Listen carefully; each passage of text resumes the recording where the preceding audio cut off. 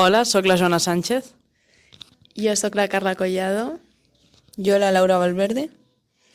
I jo, la Irina Sánchez. I totes quatre som estudiants del grau d'Enginyeria de Disseny Industrial i Desenvolupament del Producte aquí a la CEIAT UPC de Terrassa. Nosaltres som l'equip Espatec i som l'únic equip d'Espanya que ha arribat a la final internacional del concurs Acruti SolidWorks que es va celebrar a Houston, als Estats Units, i vam presentar el nostre projecte de les ulleres ClearStep.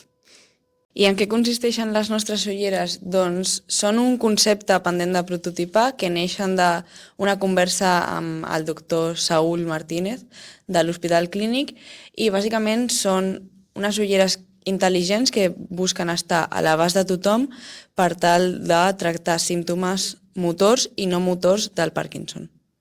Un d'aquests símptomes motors que ha mencionat la Laura seria la congelació de la marxa.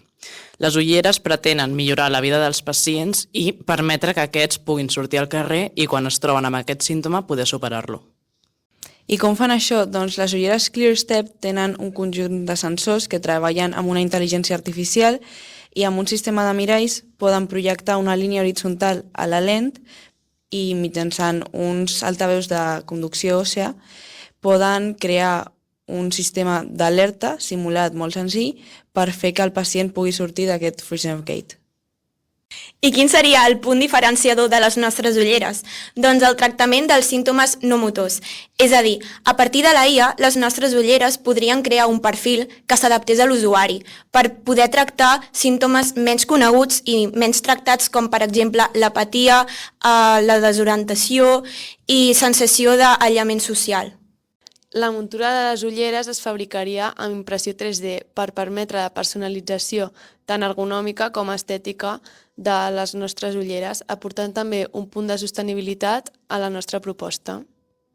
Després d'aquesta gran experiència, estem molt motivades per passar a la següent fase del nostre producte, la qual seria prototipatge. Ara per ara és simplement un concepte, però totes quatre tenim moltes ganes de poder millorar la vida dels pacients de Parkinson. Enginyeria per tenir un impacte social. Dissenyem per canviar el món.